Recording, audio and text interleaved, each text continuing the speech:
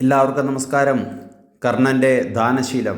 സൂര്യപുത്രനായിരുന്ന കർണന്റെ ദാനശീലം ലോകപ്രശസ്തമാണ്. ജന്മസിദ്ധമായ കവചകുണ്ടലങ്ങൾ ധരിക്കുന്ന അത്രയും കാലം കർണനെ വധിക്കുവാൻ ആർക്കും കഴിയുകയില്ല എന്ന് സൂര്യഭഗവാൻ അനുഗ്രഹിച്ചു.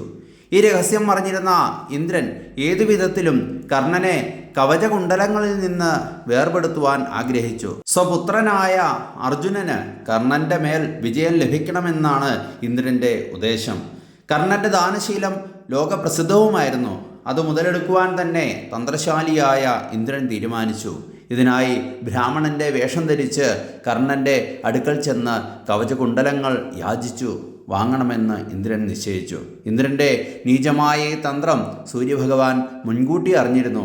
ഒരു രാത്രി കർണൻ ഉറങ്ങിക്കിടന്നപ്പോൾ സൂര്യദേവൻ ഒരു ബ്രാഹ്മണ വേഷത്തിൽ കർണന്റെ സ്വപ്നത്തിൽ പ്രത്യക്ഷനായി ഇന്ദ്രൻ ബ്രാഹ്മണ രൂപത്തിൽ വന്ന് കവചകുണ്ടലങ്ങൾ യാചിക്കുമെന്നും കർണൻ അവ അദ്ദേഹത്തിന് ദാനം ചെയ്യരുതെന്നും പിതാവായ സൂര്യഭഗവാൻ പുത്രന് മുന്നറിയിപ്പ് നൽകി.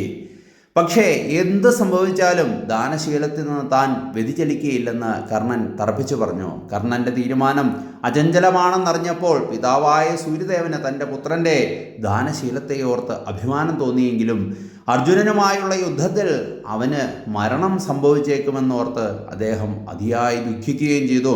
സ്വപുത്രന്റെ വിജയത്തിനായി ബ്രാഹ്മണ രൂപം പൂണ്ട ദേവേന്ദ്രൻ കർണനെ സമീപിച്ച് അദ്ദേഹത്തിനോട് കവചകുണ്ടലങ്ങൾ യാചിച്ചു. എല്ലാം അറിഞ്ഞിട്ടും കർണൻ യാതൊരു ഭാവഭേദവും കാട്ടിയില്ല. കവചകുണ്ടലങ്ങൾ നൽകാമെന്ന് കർണൻ സമ്മതിച്ചു. എന്നാൽ അവ തൻ്റെ ദേഹത്ത് നിന്ന് മുറിച്ചെടുക്കുമ്പോൾ അവിടെ വ്രണങ്ങൾ ഉണ്ടാകരുതെന്ന് മാത്രം കർണൻ ദേവേന്ദ്രനോട് അപേക്ഷിച്ചു.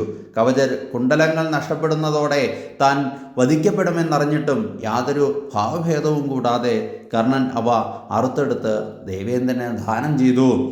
ദാനശീലം എത്രമാത്രം ഉത്കൃഷ്ടമാണെന്ന് കർണൻ്റെ ഈ പ്രവൃത്തി വെളിപ്പെടുത്തുന്നു.